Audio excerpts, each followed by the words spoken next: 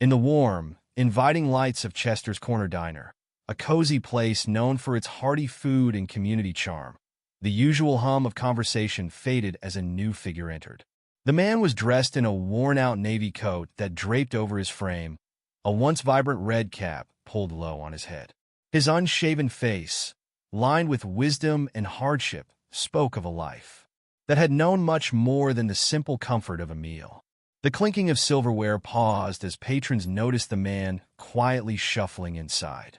Adults exchanged concerned glances, while a young child's voice rang out across the diner. "Mom, why does that man look so sad?" Her mother hushed her quickly, but it was too late. The remark hung in the air as the man quietly made his way to a corner booth, almost as if seeking refuge in its shadows. A young waitress named Elena Suarez, who had been working at Chester's Corner while studying nursing at Tampa State College, hesitated briefly before approaching him.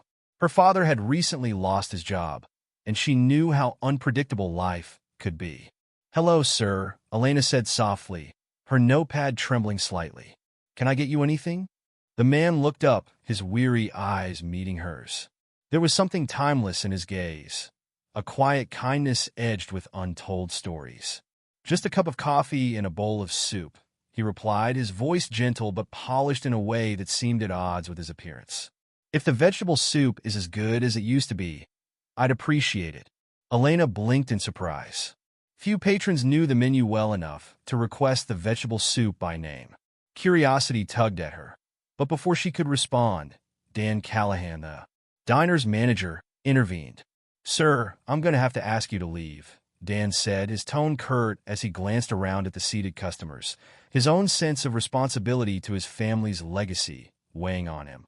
The man simply folded his hands and responded, "I'm a paying customer. I only want a warm meal on this chilly evening." Nearby, two off-duty police officers, Detective Sean Taylor and Officer Ryan Lopez, were having dinner.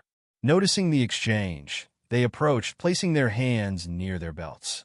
"Sir, the manager has asked you to leave," Detective Taylor said, his tone firm but restrained. The man's voice remained calm, laced with a quiet authority. "This is a public place, and I have every right to be here." The officers were about to insist when a sudden commotion erupted.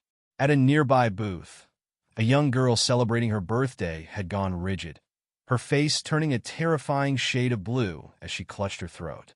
Her mother screamed, "Please, someone help her!" Chaos rippled through the diner as everyone froze. In that suspended moment, the man's voice cut through with an authority that was unmistakable. "Uncuff me. I'm a doctor," he commanded, his eyes locked on the officers. Officer Lopez scoffed, skeptical. "Nice try, but we've heard it all before." But Elena, noticing a small leather wallet lying open on the man's table, pointed it out. Inside was an expired medical license with the name Dr. Benjamin Carter, alongside notes scribbled with precise medical terminology. Realizing the urgency, Detective Taylor quickly unlocked the handcuffs, and Dr. Carter rushed to the girl's side. The fatigue that had marked his posture vanished, replaced with a laser focus honed over years of saving lives.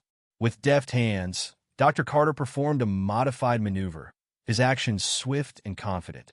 Within moments, a piece of cake dislodged, and the girl's gasps filled the room. A wave of applause broke out, and tears streamed down her parents' faces as they clutched their daughter, thanking him over and over.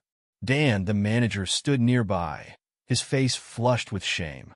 Elena approached, placing a warm cup of coffee and a steaming bowl of soup in front of Dr. Carter. "Thank you, Dr. Carter," she said, her voice filled with respect. The young girl's father stepped forward. "Dr. Carter, my name is Thomas Green. I'm a board member at St. Joseph's Medical Center. Would you join us for dinner? I'd love to discuss how we might help you rebuild."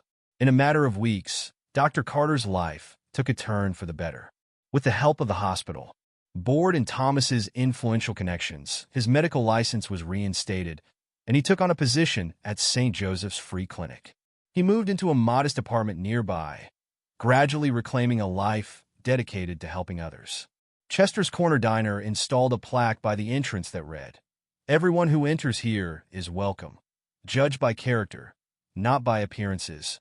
It became a place of second chances and a reminder to everyone that the true measure of a person lies far beneath the surface.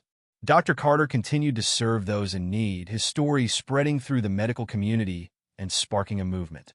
He helped establish the Benjamin Carter Fund, a network supporting healthcare workers facing personal crises, ensuring that no one would have to choose between a career and caring for a loved one in need. Photographs of the people he helped lined his new office walls, faces that, to him, were more than just patients. They were stories, each one deserving of compassion and respect.